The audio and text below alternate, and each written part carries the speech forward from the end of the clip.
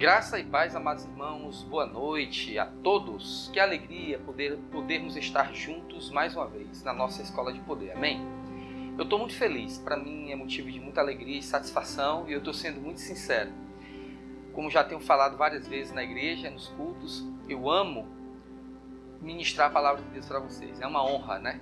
É um banquete de Deus para as nossas vidas. E nessa noite a gente está trazendo um assunto muito importante, que tem como título Livres do Pecado pela Graça. Eu acredito que vai ajudar muito a sua vida essa palavra nessa noite, porque Deus deseja que você tenha vitória em todas as coisas. Mas antes de qualquer coisa eu te convido, vamos orar em nome de Jesus? Ore comigo, feche seus olhos e abra o seu coração. Soberano Deus, maravilhoso Pai, todo-poderoso nome de Jesus, nessa noite, nós te agradecemos pelo privilégio de podermos estudar a Tua Palavra, de podermos viver a Tua Palavra, praticar a Tua Palavra, obedecer a Tua Palavra, pois as Tuas palavras, Senhor, para nós é árvore de vida, é saúde para o corpo, é vitória em todas as coisas. Pai, muito obrigado, porque temos recebido a Sua Palavra. E eu te peço, Pai, em nome de Jesus, nessa noite, que você ilumine os olhos dos corações de todos aqueles que estão ouvindo e assistindo essa mensagem nessa noite, essa escola da noite. Sabemos que o Espírito Santo é o conselheiro, o paracleto, o ajudador, mas também ele é o mestre, aquele que inspirou todas as Escrituras e nos traz revelações de todas as coisas. Pai, em nome de Jesus, não eu, mas o Teu Espírito, ministra ao coração dos Teus servos, aos corações deles, para que eles recebam a revelação da Tua Palavra, tenham vida e vida com abundância em Cristo Jesus. Que eles vivam para a Tua glória, Pai. Nós te pedimos em nome de Jesus. Amém. Amém, amados irmãos? Então vamos lá. Eu vou ser bem breve, né? Não vou conversar muito. Acredito que você já tem aí na sua mão caderno, caneta, agenda para tomar nota. A aula de hoje é muito importante, como todas as outras, né? Mas um assunto bastante profundo, né? E nós vamos entrar nesse assunto nessa noite, vencendo as tentações, sendo liberto do pecado por meio da graça. É muito importante que você tome nota de tudo, que você escute tudo, mas eu sei que o Senhor, o Espírito Santo, ele vai te dar revelação do que é preciso para você viver essa vida de vitória. Acredito que o vídeo vai passar um pouco mais de 1 hora hoje, talvez sim, né? E eu desejo que você seja abençoado. Amados, como eu falei para vocês, esse é um assunto bem complexo. Por que é complexo? Porque o que nós vemos na prática é que a maioria dos nossos irmãos, de todas as igrejas, em todas as partes do mundo, eles têm muita dificuldade em vencer os seus pecados. E eu falo isso como um testemunho, né? Já vivi assim também no passado, quando era um jovem. E como cristão, eu tive muita dificuldade de abandonar certas coisas. E como pastor, nós temos o ofício e o privilégio de ouvir pessoas. Como pessoas nos procuram e pedem ajuda. E nós vemos o sofrimento delas, no rosto delas, estampado no rosto, na alma delas. Almas cativas, né? Pessoas que estão em Cristo, pessoas que estão na igreja, estão lutando contra o pecado. E é muito triste dizer o que eu vou dizer, mas a maioria delas não tem conseguido vencer o pecado. Mas, nessa noite, eu quero te dizer, quero te trazer uma boa nova bíblica. Não é nada inventado pelo homem, é bíblico. O pecado é o inimigo vencido. Mas nessa noite nós não vamos falar especificamente de vencer o pecado. Nós vamos falar também, amados, que essa graça poderosa nos ajuda a vencer tanto o pecado, a prática do pecado, vencer nas tentações, como outras coisas que vêm sobre nossas vidas e que são coisas ruins, coisas indesejáveis, que às vezes chegam e pela graça nós temos a vitória. Eu vou dar alguns exemplos. Eu quero que você pegue essa palavra nessa noite também para essas coisas. Quem sofre com síndrome do pânico, ataque de pânico, depressão, princípio de depressão, tristeza, amargura, falta de perdão e algumas pessoas que são controladas por espírito de ira, todas essas coisas, todas elas foram vencidas por Jesus na cruz do Calvário. E nessa noite eu quero trazer luz por meio do ensinamento da palavra ao seu coração, para que você saiba que você pode viver uma vida agradável diante de Deus sem tanto esforço, como alguns têm feito. Nós vamos explicar o porquê de tanta derrota nessas áreas, pecado e todas essas coisas que eu já citei. Que eu sei, eu tenho por certo que a vontade do Senhor é que você seja livre de todas elas. A palavra de Deus diz que Jesus veio para libertar os cativos e anunciar o ano aceitável do Senhor, proclamar a libertação ao povo oprimido, aos quebrantados de coração, dar vista aos cegos, falar aos pobres. Esse é um evangelho poderoso. Jesus é real, está vivo e presente. O seu poder, meus amados, é o mesmo. Ele é o mesmo ontem, hoje e eternamente. Então, como algumas pessoas estão sofrendo tanto, como nós temos ouvido o testemunho de várias pessoas, de todos os lugares, de várias igrejas, temos assistido, lido, ouvido, pessoas que estão há anos dentro da igreja, nasceram em famílias cristãs, famílias pastorais, estão há 20, 15, 20, até 30 anos dentro da igreja, participando do corpo, participando de cargos, encargos e ministérios, e eles estão vivendo, ocultando algum pecado, porque são escravos do pecado. E é sobre isso que Jesus tem a ministrar os nossos corações nessa noite. Essa não é a vontade de Deus, mas eu quero começar ensinando nessa noite, dizendo algo para você. Por que tantas pessoas estão vivendo assim? Querem ser felizes no Senhor, mas uma depressão chegou, uma síndrome do pânico, uma tristeza, uma amargura, falta de perdão, vícios e tantas outras coisas, ira, pessoas controladas por ira. Eu quero dizer para você que onde é que está o erro, onde é que está o problema, onde é que está a problemática disso tudo? Tudo isso acontece na vida dos cristãos escravizados por essas coisas, porque eles creem da maneira errada. É simples assim. E Deus quer que venhamos a creiamos da maneira correta. Se nós crermos da maneira correta, vamos viver da maneira correta.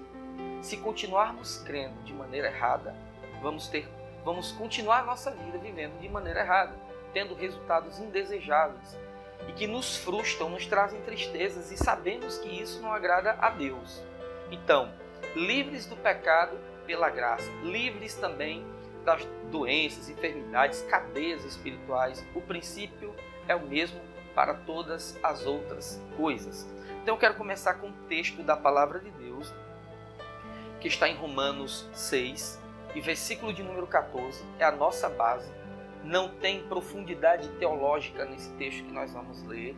É um texto claro, de ensinamento prático e explícito, para que ninguém fique em dúvida. O que Paulo diz em Romanos 6,14 anote aí: pois o pecado não os dominará, porque vocês não estão debaixo da lei, mas debaixo da graça. Eu já ministrei em outras aulas isso, eu quero que você escute bem no seu coração. Pois o pecado não os dominará, porque vocês não estão debaixo da lei, mas debaixo da graça. Amados, nós entendemos duas coisas muito claras nesse texto, a priori, a princípio.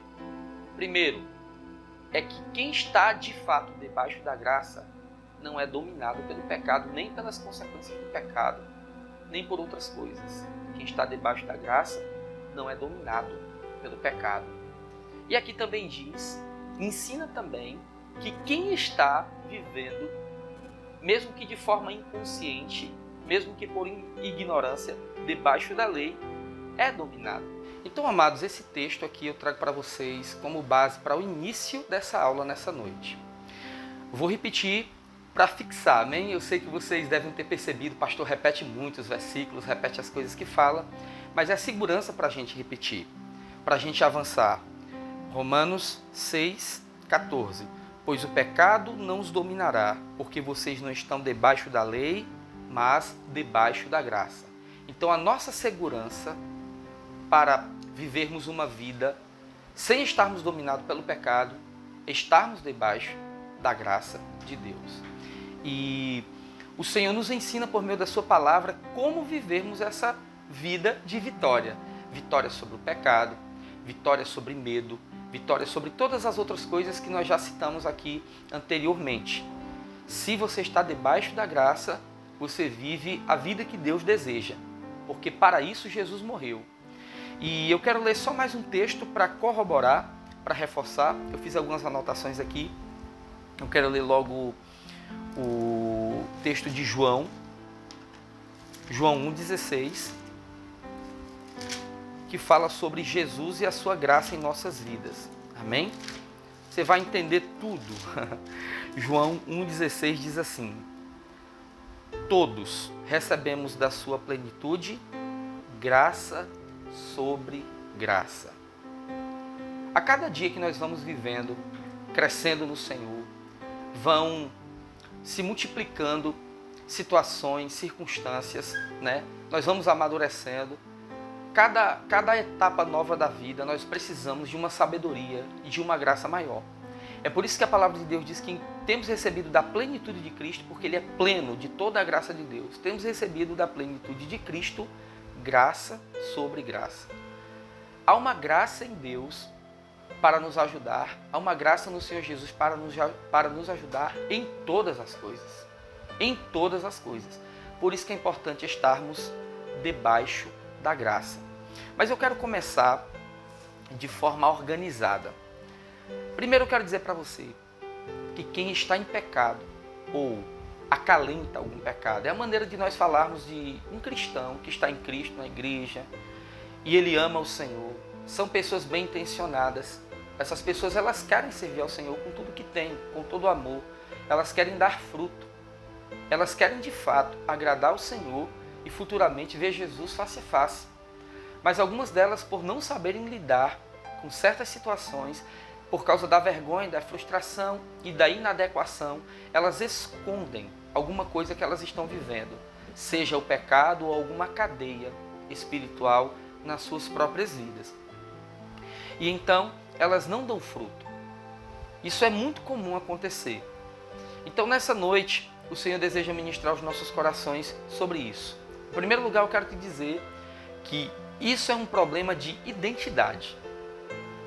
Identidade. Alguns cristãos têm problema de identidade, não saber quem são em Cristo. Amados, se nós pudermos aprender, se pudéssemos aprender com mais pressa, a coisa acontece mais rápido. Eu vi um ditado no passado, numa empresa que eu trabalhei, e de lá eu tirei alguns ensinamentos, né? Tive algumas experiências ruins, mas tirei alguns bons ensinamentos.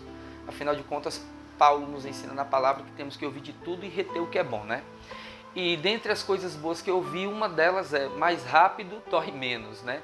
Era uma filosofia daquele trabalho, né? Daquele marketing multinível. Mais rápido dói menos. E trazendo isso para o crescimento espiritual em Cristo Jesus é a mesma coisa. Quanto mais rápido nós entendemos, quanto mais rápido nós aprendemos, dói menos a caminhada cristã e o crescimento. Nós sabemos que Jesus disse que a vida são cheias de tribulações, né? De dificuldades, de etapas, e isso às vezes nos traz dores. Crescer dói. Temos ensinado isso há muito tempo. Crescer dói. Por que dói, pastor? Porque precisamos extrair de nós, da nossa personalidade, da nossa alma, costumes, pensamentos errados, ensinamentos velhos. Até no início do ministério eu trazia muito uma palavra a respeito de ensinamento velho, né? Que arrancar ensinamentos velhos e errados, velho no sentido de ser errado, né? Errôneo, doutrinas errôneas. Arrancar ensinamentos errados da alma é como arrancar prego enferrujado de madeira seca. Ringe, né? Tem aquele barulhozinho que dói no ouvido, né? Então, às vezes, é necessário arrancar esses ensinamentos velhos. É por isso que, em essência, o que nós estamos ensinando aqui nessa noite é crer correto, é crer da maneira certa, vai trazer um resultado correto da parte de Deus para a sua vida. Então, é necessário você entender como Deus entende. Então, é um problema de identidade. A maioria dos cristãos não entendem quem são em Cristo, o que tem nele e o que podem. É por isso que estão sendo açoitados por tantas coisas. Se soubéssemos quem somos em Cristo, a coisa seria outra, né? Se tivéssemos revelação disso, uma revelação crescente, diária, nossas vidas seriam totalmente diferentes, andaríamos em outro nível. E eu acredito que isso está acontecendo conosco, em nome de Jesus. Eu vou trazer aqui para vocês, vou abordar de forma ilustrativa, né, sobre a identidade. Você pega a sua identidade, eu estou com a minha aqui, né, minha identidade. Tem coisas básicas na identidade, né? Nome, data de expedição, órgão expedidor, filiação, né, e naturalidade.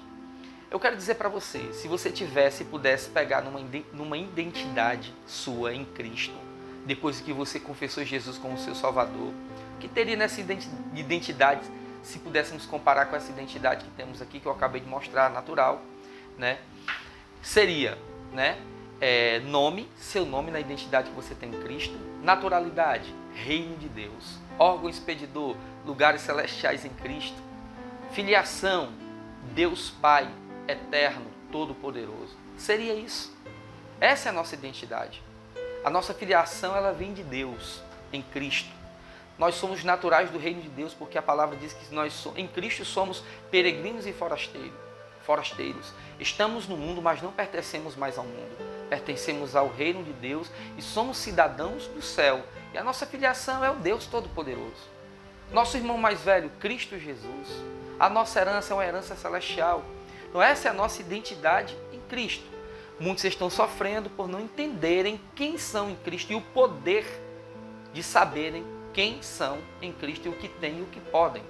Então, eu trouxe alguns textos aqui que vai trazer clareza e vai te ajudar a entender. E a palavra de Deus, ela é poderosa para nos ajudar a vencer todas as dificuldades, inclusive o pecado, né? Na questão da nossa identidade. Alguns estão bastante confusos, porque eles escutam muitas pregações dizendo: somos pecadores, eu sou o pior dos pecadores. E misturam lei e graça. É por isso que para muitos o evangelho tem sido um fardo. Por que alguns filhos de líderes e pastores que estão afastados não querem voltar para a igreja? Porque o que eles viveram foi um fardo. Eles não aprenderam, eles não tiveram revelação de quem eles são em Cristo. Na verdade, eles tiveram uma lista muito grande do que pode e o que não pode fazer. E de um evangelho que tem mistura. Já ouviu falar no evangelho sem mistura? O evangelho sem mistura é que não tem coisa do homem e também não tem ensinamento da lei. Porque nós estamos debaixo da graça e debaixo da graça ninguém é dominado pelo pecado. Então alguns não querem voltar para o evangelho, não querem voltar para a igreja, porque a experiência que eles tiveram lá foi ruim. Foi uma experiência de fardos. Mesmo quando se fala voltar para a igreja, eles ficam apavorados, em alguns casos. Porque a experiência lá não foi boa. Eles não entendem que o evangelho é prazeroso, a graça é poderosa. Vencer o pecado, vencer as tentações é algo que é feito sem o esforço da alma. Então, isso tudo também está na questão da identidade. Quem somos em Cristo? Nós somos apenas um membro de uma igreja que tem muitas regras? Ou nós entendemos que somos filho do Deus Todo-Poderoso em Cristo e que temos uma herança e privilégios que nenhum outro povo tem? E que fé é o melhor estilo de vida. Então, é exatamente por não saberem dessas coisas, não terem aprendido e terem tido revelação disso, que a igreja, o evangelho, os irmãos, é um lugar ruim. Quando alguém diz, a igreja é um lugar ruim, é um lugar de pessoas falsas, é um lugar de pessoas hipócritas, geralmente quem fala isso não teve revelação. Não entendeu quem é em Cristo, não entendeu o poder de estar em Cristo, senão não falaria isso. Então, é o poder da identidade. Alguns dizem, né? Somos pecadores. E a Bíblia deixa bem claro no Novo Testamento que não somos.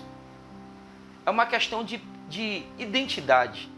Mas, pastor, lá em 1 João, na primeira carta de João, diz que aquele que diz que não tem pecado é mentiroso. Sim, João fala isso no capítulo de número 1 da sua primeira epístola. E provavelmente, certamente, João está falando a um povo que estava aderindo ao agnosticismo. Não está falando diretamente para a igreja. Todo aquele que diz que não tem pecado porque não precisa da salvação em Cristo é um mentiroso. A Bíblia não fala O Filho de Deus que diz que não é pecado é mentiroso. Não, está falando que todo aquele que diz que não tem pecado, todos temos pecado. Isso não tem nada a ver com a nossa justificação. A justificação é um presente. E eu quero deixar isso bem claro de forma simples para você. Você não pode ser mais justo do que o que já é hoje em Cristo. Você pode até ser mais santo, porque a Bíblia nos ensina a buscar santificação, porque santificação é fruto, temos que dar fruto. Podemos ser mais santos a cada dia, mais separados, mais dedicados à glória de Deus, à palavra dele, à obediência à palavra dele. Mas justiça não, você não pode ser mais justo. Não há nada que você possa fazer para se tornar mais justo. Alguns cristãos estão pensando que a cada dia, cumprindo a lista do que posso ou que não posso fazer, é que eles vão sendo mais justos, vão se justificando. Isso é pensamento de lei. No passado, pela lei, o homem era justificado quando cumpria a lei. Em Cristo não, nós recebemos a justiça como dádiva. E eu quero te provar isso na palavra de Deus. Vamos abrir em primeiro lugar a palavra de Deus em Romanos 5, 17. A minha já está aberta aqui. Diz assim, Romanos 5, 17. Se pela transgressão de um só a morte reinou por meio dele, muito mais aqueles que recebem de Deus a imensa provisão da graça, uma coisa, e a dádiva da justiça, reinarão em vida por meio de um único homem, Jesus Cristo. Amados, está muito claro. Paulo fala sobre a justiça para nós como dádiva. A justiça é um presente e não algo que nós alcançamos por meio das nossas obras. Quando Paulo escreveu aos Efésios, capítulo de número 2, falando que a salvação não é por obras, para que ninguém se glorie, se encaixa aqui também. Somos salvos pela graça, por meio da fé.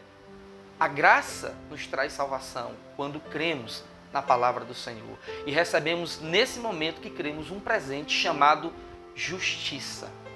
A justiça vem sobre nós e reveste o nosso espírito. Porque senão Deus não poderia nos abençoar, nos ouvir, nos receber como filhos. Então é uma obra de Jesus na cruz, não nossa. Temos que olhar para Cristo, para a obra consumada dele. De cara eu vou te dizendo, como vencer o pecado? Por meio da graça, olhando para Cristo. A justiça é uma condição do nosso espírito por meio de um presente que recebemos de Deus em Cristo. A justiça é um presente, acabamos de ler, e eu quero repetir para você. Se pela transgressão de um só, a morte reinou por meio dele, está falando de Adão, muito mais aqueles que receberam de Deus a imensa provisão da graça. A Bíblia diz que temos uma imensa provisão de graça em nossas vidas, e a dádiva, o presente da justiça, reinarão em vida por meio de um único homem, Jesus Cristo. Isso é claro. Essa imensa provisão da graça e esse presente chamado justiça nos dão a condição de reinar em vida. Reinar sobre o quê? Em primeiro lugar, sobre o pecado. Você tem condição de reinar sobre o pecado porque Jesus venceu o pecado, Jesus é justo e justifica o pecador. Então Jesus o justo venceu o pecado no nosso lugar, foi o nosso substituto. É por isso que quando eu disse para você, eu quero que você entenda que quando dissemos que podemos vencer o pecado sem fazer força, podemos vencer o pecado sem fazer força, por causa de Jesus, porque Jesus já venceu. O trabalho duro Jesus já fez. Nós precisamos crer nele. Muitas vezes alguns pregadores pregam, eu mesmo já preguei assim, mas eu quero que você entenda o que significa o poder da decisão.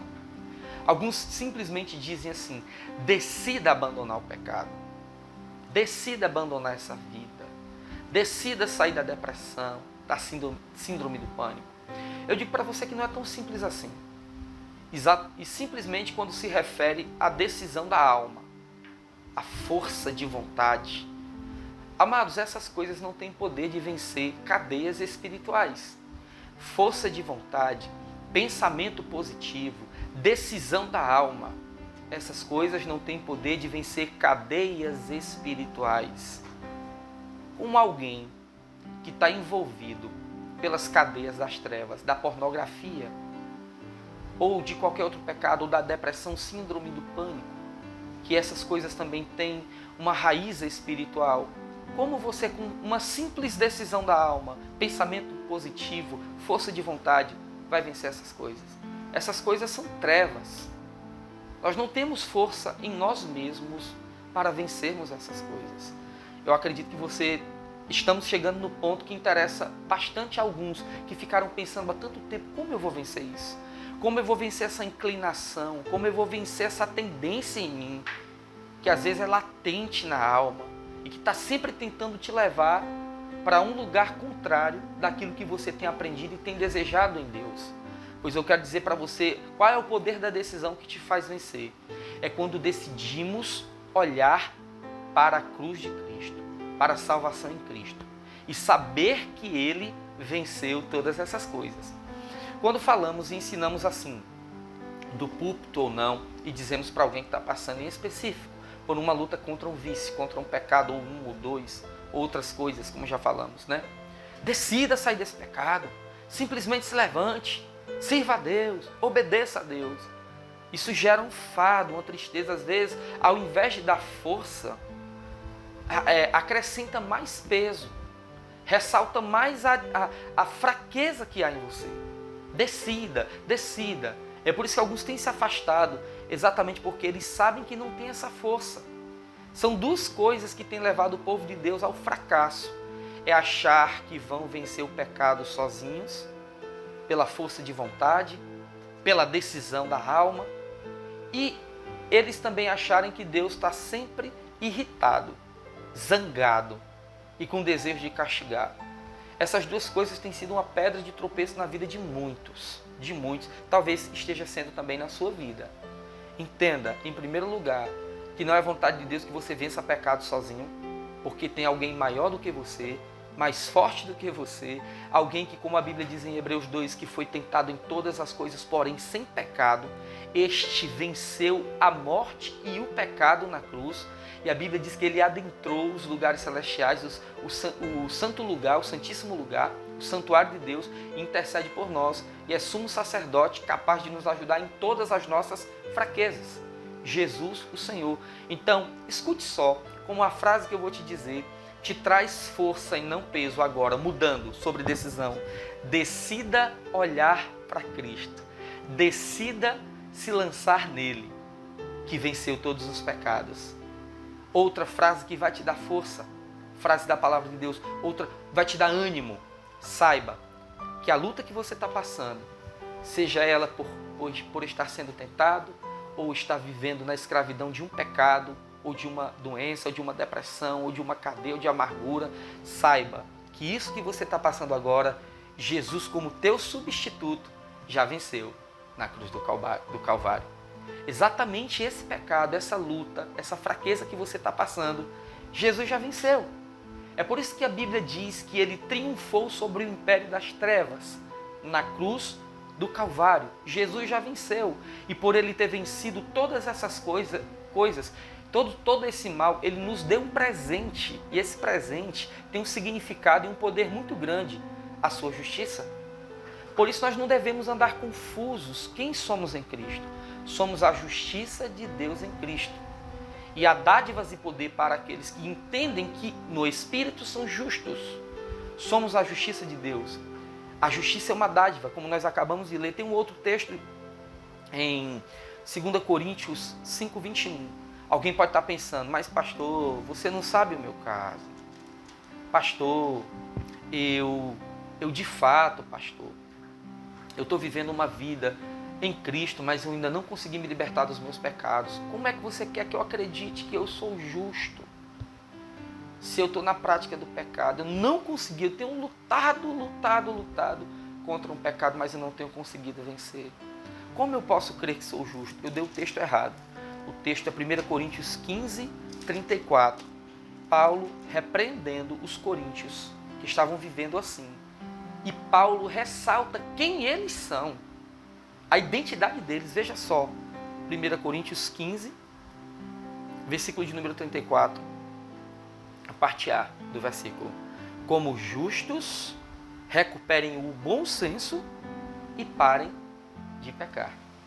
Aqui foi um conselho de Paulo para os coríntios.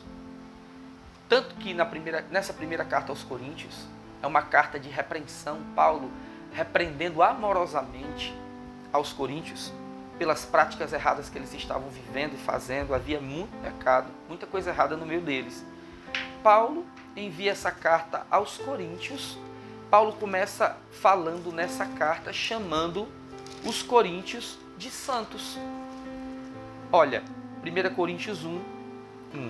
Paulo, chamado para ser apóstolo de Cristo Jesus pela vontade de Deus, e o irmão Sóstenes, a igreja de Deus que está em Corinto, aos santificados em Cristo Jesus e chamados para serem santos. Chama de santificados, chamados para serem santos. Com todos os que em toda parte invocam o nome de nosso Senhor Jesus Cristo, Senhor deles e nosso. A vocês, graça e paz da parte do nosso Deus, do nosso Pai e do Senhor Jesus Cristo. Paulo começa chamando os coríntios, sabendo que muitos deles estavam em pecado. Ele começa chamando os irmãos de santificados. E no texto que nós lemos, ele chama de justos. 1 Coríntios 15, 34. Como justos, recuperem o bom senso e parem de pecar. Você quer ajudar alguém? Você quer ajudar algum cristão que está passando por um momento de luta contra algum pecado, contra alguma cadeia espiritual, alguma inclinação, alguma tentação? Não chame ele de pecador. Não mostre para ele que ele é um derrotado, porque ele está passando por um momento difícil, está num processo de libertação e tem o seu levanta e cai e precisa da graça. Não diga, você é um derrotado, você está em pecado, você caiu da graça. Não diga isso. Mostre para ele quem ele é em Cristo. Relembre essa pessoa da identidade dela em Cristo, como Paulo fez com os coríntios, santificados, chamados para serem santos. Se eu não me engano, no capítulo de número 3, Paulo começa a dizer aos coríntios aqui, 3:1, irmãos, não pude falar a vocês como a espirituais, mas como a carnais. Como é que Paulo começa chamando de santificados e depois chama de carnais? Como a carnais, como a crianças em Cristo. Paulo está dizendo que no Espírito eles têm uma condição, porque receberam um presente, são justos, mas estão vivendo como crianças, vivendo como carnais. E devem recuperar o bom senso, porque são justos e devem parar de pecar. Que na graça de Deus há força, há poder para isso. O mesmo Paulo que escreveu Coríntios, dizendo aos coríntios, como justos, recuperem o bom senso e parem de pecar. Você prestou atenção nesse texto? Como justos, Paulo está dizendo, vocês são justos, recuperem o bom senso e parem de pecar. Justos pecando. É possível justos pecarem? Sim, amados, porque a justiça é um presente. Você não alcançou pelas suas obras. Você não pode ser mais justo a cada dia, porque está tentando lutar contra o pecado. Você tem que entender que a justiça é um presente. Você, a cada dia, lutando contra o pecado e se afastando, se desviando do mal, você se torna mais santo, mais separado, mais justo não. Você já é a justiça de Deus em Cristo, o poder da identidade. Então, quero que você entenda isso. Mais um texto para você entender, que é um presente para a gente finalizar essa parte. Na segunda carta de Paulo aos Coríntios também, Paulo teve muita revelação sobre a justiça de Deus. No capítulo de número 5 e no versículo de número 21, Paulo diz assim: Deus tornou pecado por nós aquele que não tinha pecado, para que nele nos tornássemos justiça de Deus. Essa é a chave. Como vencer o pecado? Por meio da graça. Decidindo olhar para Cristo. Quando estou fraco, eu olho para Cristo e me lembro de que Ele venceu o que eu estou passando na cruz. Quando você entende que é pelo trabalho de Jesus que você é livre, força começa a vir sobre você. Quando você está passando por uma luta em qualquer área da sua vida e sabe que Jesus já venceu na cruz do Calvário, essa luta, esse pecado, essa cadeia, essa amargura, qualquer coisa que você esteja passando, Jesus já venceu. Você começa a meditar na obra consumada de Cristo Jesus. Então você começa a se levantar. Você começa a viver. Enquanto você estiver tentando, pela sua própria força, abandonar aquele pecado, mais fraco você fica. Mas quando você começa a meditar na obra consumada de Cristo e a declarar, porque como ministramos na quinta-feira passada, o cristianismo é o evangelho da confissão. Quando você começa a dizer, eu sou justiça de Deus em Cristo, esse pecado não pode me dominar. Perceba, pouco a pouco, força e vigor espiritual vão entrando dentro de você. Porque o Senhor Jesus, que venceu o pecado, vai te concedendo essa força. Quando você decide lutar sozinho contra o pecado para agradar a Deus, desagrada-o. Porque não é por sua força, é pelo poder da graça, é pelo Espírito. Então esse é o conselho, como vencer o pecado pela graça, entendendo. Voltando para o primeiro texto da noite, né? Romanos 6,14. Vocês não são dominados pelo pecado, não estão debaixo do domínio do pecado, não podem ser dominados pelo pecado, porque estão debaixo da graça, não estão debaixo da lei. Então, debaixo da graça, o pecado não me domina. Então, quando eu entendo que a graça do Senhor Jesus me fortalece, eu sou forte. Quando eu tento fazer sozinho, eu sou fraco. Mais um texto para corroborar com o nosso ensinamento da noite, um último versículo da segunda carta de Pedro. 2 Pedro 3,18. Cresçam, porém, na graça e no conhecimento do nosso Senhor e Salvador Jesus Cristo. A Ele seja a glória, agora e para sempre. Amém. Cresçam, porém, na graça e no conhecimento. Como crescer na graça? Quando eu cresço no conhecimento. Preste atenção no que eu estou dizendo para você.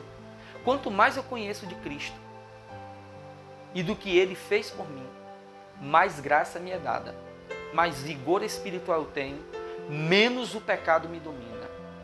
Na verdade, ele me perde de vista. Cresçam na graça e no conhecimento.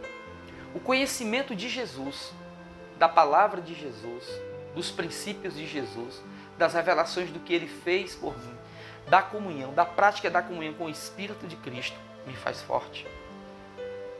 Amados, é bem mais fácil, é bem mais simples do que o que muita gente está tentando fazer. O povo de Deus complica onde há simplicidade.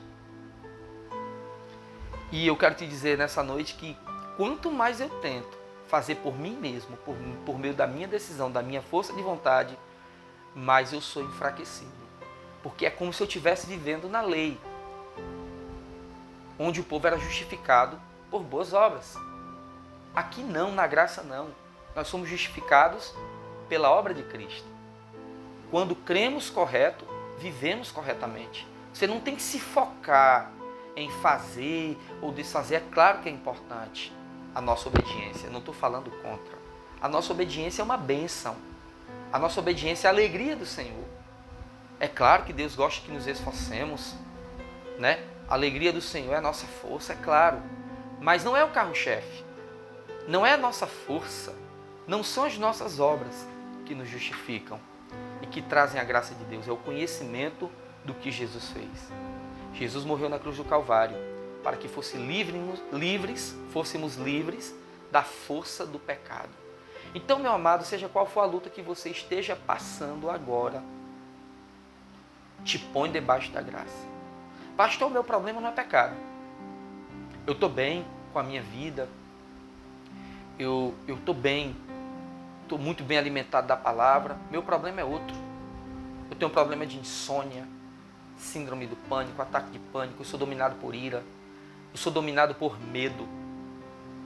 E tantas outras coisas. Eu quero te dizer que o princípio é o mesmo. Te põe debaixo da graça. Olha para Jesus, medita na palavra dele, nesses textos que nós estamos ministrando para você nessa noite. É nesses textos que Deus quer te libertar. Deus quer te dar libertação. Nós estamos vivendo uma geração complicada. Temos visto coisas acontecendo agora como nunca antes aconteceu. Pecados tomando dimensões que nunca tomaram antes. Coisas novas. Deixa eu te dar um exemplo. Há um ataque de Satanás na vida das jovens. Acontece com meninos também, jovens, homens, mais jovens mulheres.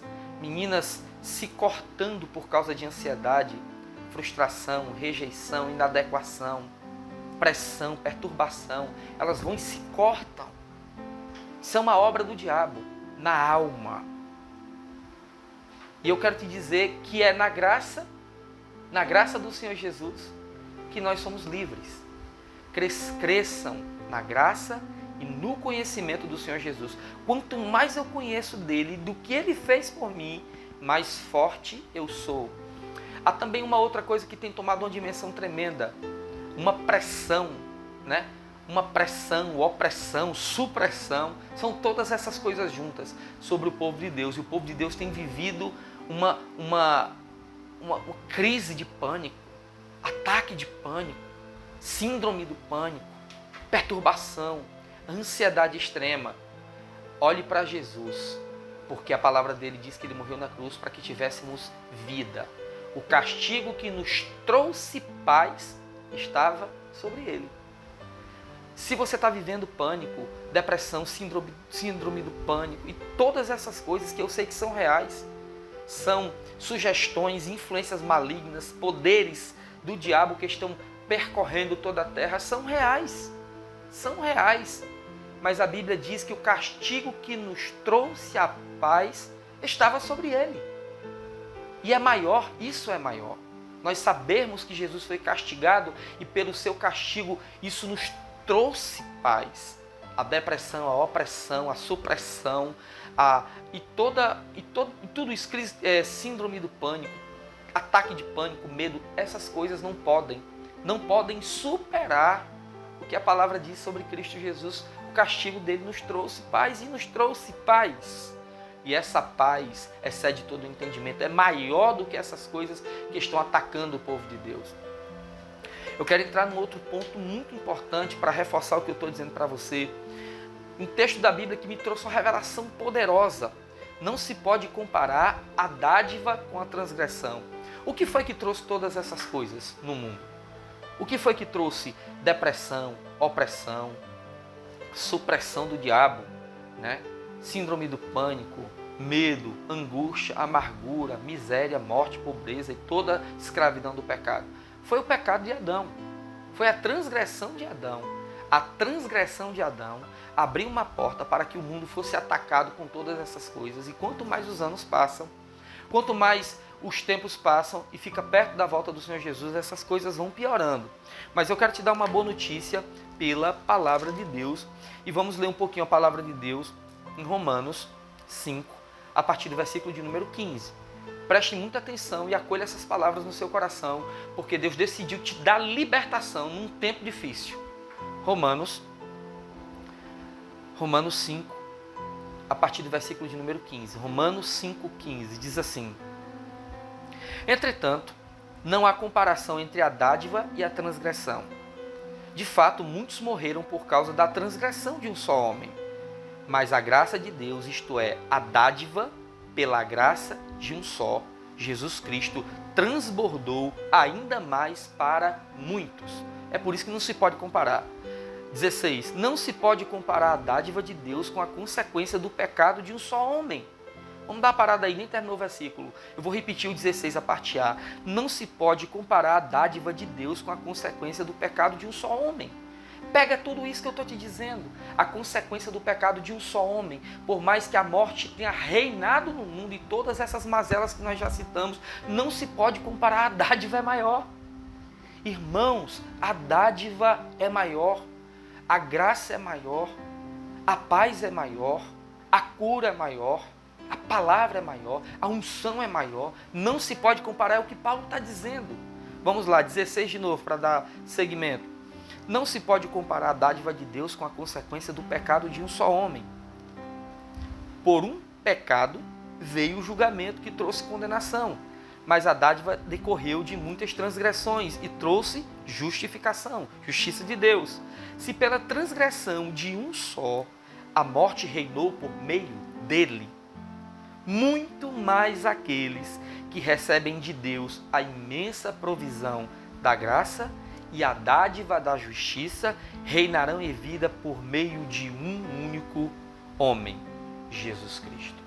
Escutem, não se pode comparar, embora estejamos comparando, mas é algo que não se pode comparar.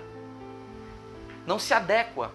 O que eu quero dizer para você, vou trocar em miúdos. Você não pode comparar o tamanho das consequências do pecado de Adão com o tamanho da dádiva de Deus por meio de Cristo. Por mais que o pecado de Adão tenha trazido consequências grandiosas, a dádiva trouxe presentes infinitamente maiores. É exatamente isso que Paulo está falando. Se morte veio, se a morte reinou, e veja que no versículo de número 17 fala sobre reinar duas vezes. Se pela transgressão de um só a morte reinou, basileia no grego. Se pela transgressão de um só a morte reinou por meio dele, está falando de morte no sentido geral. Depressão é morte, síndrome do pânico é morte, amargura é morte, vício de pornografia é morte, vício de qualquer pecado, tudo isso é morte, doença é morte, miséria é morte. Se pelo pecado de Adão, pela transgressão de um, a morte reinou, houve um reinado de morte. Se a morte dominou tudo, reinou. Olha, vamos falar sobre reinar de novo. Por meio dele, muito mais aqueles que receberam de Deus a imensa provisão da graça e a dádiva da justiça reinarão em vida por meio de um único homem, Jesus Cristo. Se a morte reina no mundo por causa da consequência do pecado de Adão, muito mais nós que recebemos a imensa provisão da graça e o dom, o presente da justiça, reinamos em vida, não em morte, em vida, e em tudo que a vida nos dá, por meio de um único homem, a saber, Jesus Cristo. Se trata dele. Não se trata de você, meu amado. Se trata dele. Se trata do Senhor. Se trata do que ele fez. Se trata do que ele diz. Se trata do que ele conquistou, do que ele nos deu e do que ele comprou. Por que muitos não conseguem vencer e reinar? Porque estão olhando para si mesmo, buscando a decisão da alma, buscando resolver seus problemas sozinhos para mostrar a Deus que são bons. Isso nunca vai funcionar. Mais fraco você vai ficar, mais derrota você vai ter quando você tentar ser bom para Deus sem se apoiar no trabalho dele. É mais simples do que o que você imagina, eu já disse, eu estou repetindo. Se por causa da consequência do pecado de Adão, morte reinou, vida muito maior reina por causa de Cristo Jesus. Deus está te chamando para reinar em vida. Reinar sobre o pecado, sobre a pornografia, sobre o medo, síndrome do pânico, ataque de pânico, amargura, tristeza, controle da ira, espírito de ira que controla alguns. Todas essas coisas eu estou falando aqui, amados, existem muitas outras. Talvez você passe por um problema que talvez eu não tenha nem citado. Talvez você tenha sido abusado de alguma forma e você viva uma vida de cadeias. Eu quero dizer que em Cristo tudo se faz novo. Se você for uma pessoa que você sofreu muito, tem sofrido, porque você ouviu muito quando era criança, palavras contrárias a seu respeito, a palavra de Deus hoje é favorável a você. A palavra de Deus te traz favor. Pare de se angustiar e chorar por coisas que aconteceram no passado. Hoje você não é mais vítima. Alguns estão chorando porque eu fui vítima disso, fui vítima daquilo, sou vítima disso, sou vítima daquilo. Você não é vítima, você é agraciado do Senhor, agraciada do Senhor. Convida, não despreze as Escrituras, não despreze o sacrifício de Jesus por você. Como já ensinamos, está fresco. Deus está te oferecendo um banquete de vida, de vitória, de salvação. Você não precisa ficar mais aí no fundo do poço da angústia, da frustração, da rejeição, do abuso, do pecado, das cadeias, do pensamento contrário que Satanás quer que você pense que você não é ninguém, se sinta um lixo. Você em Cristo Jesus é as primícias de Deus, é mais do que vencedor, é justiça de Deus. Quebre todas essas coisas que têm te aprisionado com essa declaração de fé. Medite nisso e declare: sou a justiça de Deus em Cristo. Amados, se nós não acreditarmos nisso e continuarmos acreditando que somos o pecador, o pior dos pecadores, um vil pecador, esse problema de crer assim vai nos trazer outros problemas. Crer errado faz com que você viva errado. A Bíblia diz, eu anotei algumas coisas aqui. A Bíblia cita várias passagens de bênçãos para o justo. Por que eu estou insistindo em dizer que sou um pecador? Isso não me dá força eu dizer eu sou um pecador. Isso me faz retroceder. Porque quando eu digo eu sou um pecador, estou condicionado a pecar. e a ser escravo do pecado. Alguém que recebeu a justiça de Cristo não é perfeito, claro que não, ainda erra o alvo. Mas é uma condição espiritual. Está em você. Você é a justiça de Deus. Se está pecando, o conselho de Paulo é: como justos, recuperem o bom senso e parem de pecar. Como eu vou parar de pecar? Olhando para Cristo, para a cruz de Cristo, para a graça de Deus em Cristo. A força para te levantar do que você está vivendo é Cristo, é a graça dele e não a sua própria força. 1 Pedro 2:12 diz: os olhos do Senhor estão sobre os justos e os seus ouvidos atentos às suas orações. É para o justo que Deus olha e é as orações do justo que Deus escuta. Provérbios 4:18: a vereda do justo é como a luz da alvorada, vai sempre em aumento até chegar à plena claridade. Essa palavra é para o justo, que vai sempre em aumento. Provérbios 11:21 diz que o castigo certamente vem sobre o ímpio, mas os justos são poupados. Se você se acha um pecador, é ímpio. A Bíblia diz em Provérbios 11:21 que o castigo vem para o ímpio, mas os justos são poupados. Você quer estar onde? Em que condição? De pecador aí, nesse texto? Ou de justo? O castigo vem para o ímpio, que é o pecador, mas os justos são poupados. Salmo 34:17: os justos clamam, o Senhor os ouve e os livra de todas as suas tribulações. Quem é que Deus livra da tribulação? O justo. É o justo que Deus livra de todas as suas tribulações. Salmo 92:12: os justos florescerão como a palmeira, crescerão como o cedro do Líbano. Outra palavra de Isaías, que quando o Messias viesse, Deus nos tornaria carvalhos de justiça. São promessas para o justo. Nós precisamos entender que somos a justiça de Deus em Cristo.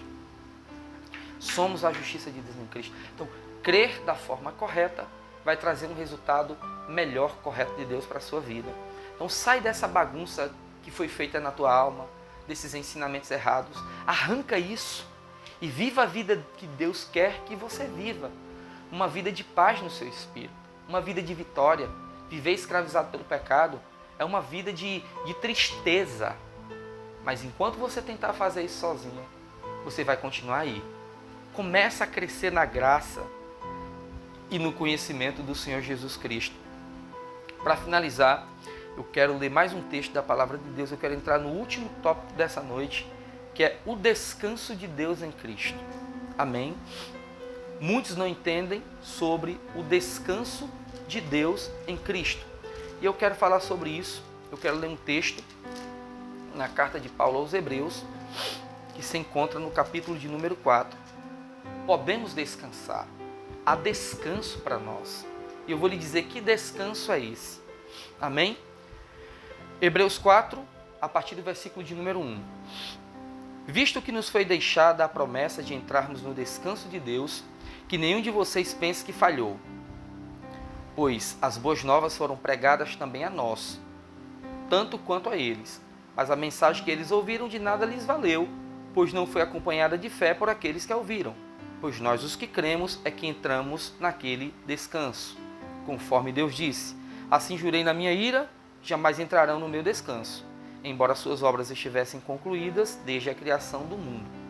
Pois em certo lugar ele falou sobre o sétimo dia, nestas palavras: no sétimo dia Deus descansou de toda a obra que realizara. Deus está falando do descanso do sétimo dia, que ele trabalhou 6 dias e no sétimo descansou. E que tipo de descanso ele traz para nós? Está falando de um dia específico. E de novo, na passagem citada, há pouco diz: jamais entrarão no meu descanso, os desobedientes. Portanto, restam entrar alguns naquele descanso. E aqueles a quem anteriormente as boas novas foram pregadas, não entraram. Por quê? Por causa da desobediência. Quem não entra no descanso de Deus? Quem vive na desobediência. Mas os que obedecem entram no descanso de Deus. Por isso Deus estabelece outra vez um determinado dia. Alguns vão pensar que é o sábado, né? Chamando hoje. O dia do descanso em Deus se chama hoje. Que dia é hoje? Quinta. É o dia do descanso de Deus. E amanhã? Que dia se chama amanhã? Hoje é o dia do descanso de Deus. Ao declarar muito tempo depois, por meio de Davi, de acordo com o que fora dito antes: se hoje vocês ouvirem a sua voz, não endureça o coração. o dia que eu obedeço hoje, o dia que eu descanso hoje. Porque se Josué lhes tivesse dado descanso, versículo 8, Deus não teria falado posteriormente a respeito de outro dia. Assim, ainda resta um descanso sabático para o povo de Deus, pois todo aquele que entra no descanso de Deus também descansa das suas obras, como Deus descansou das suas.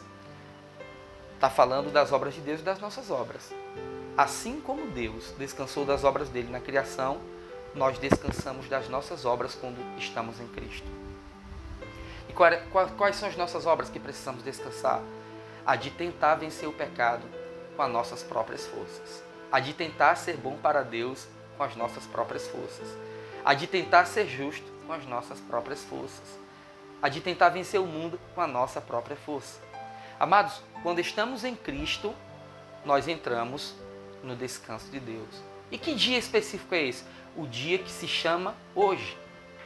Todos os dias nós estamos no descanso de Deus. Deus descansou no 7º dia, no tempo da criação. Em 6 dias Deus criou os céus e a terra.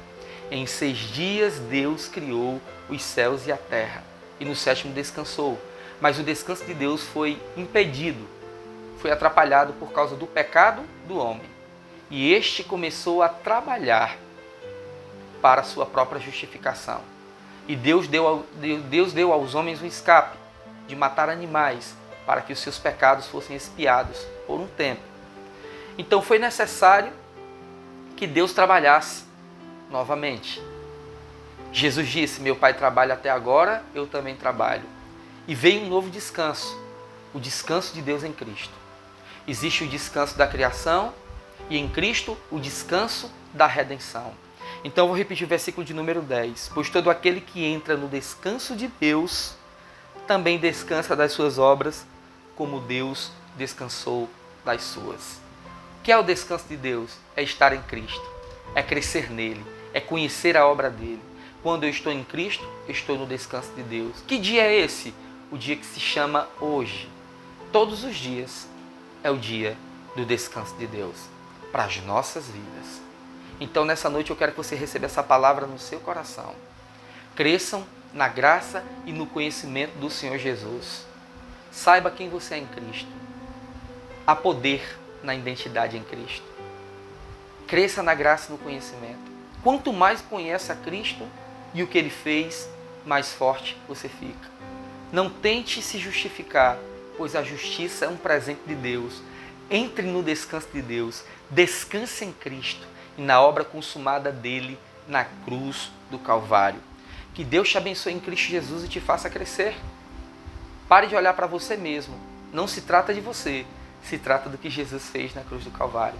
Se trata dele, da justiça dele, do poder dele. Por que Deus nos ouve? Por causa de Jesus. Por que temos uma herança? Por causa de Jesus. Por que somos salvos? Por causa de Jesus. Por que Deus perdoa os nossos pecados? Porque Jesus morreu no nosso lugar. Se trata dele. Essa palavra é uma palavra que traz libertação. Creia da maneira correta e viva da maneira correta, para a glória de Deus. Que Deus te abençoe em Cristo nessa noite, que você possa levar essa palavra consigo e viver para Deus uma vida que lhe agrade. Amém, meus amados? Que Deus te abençoe em nome de Jesus nessa noite. Fica na graça e na paz do nosso Senhor Jesus. Nos vemos domingo num grande culto de avivamento. Convide familiares seus, amigos seus e leve-os para ouvir a palavra de Deus e milagres acontecerão. Deus te abençoe, fica na Shalom de Deus, nos vemos domingo. Amém.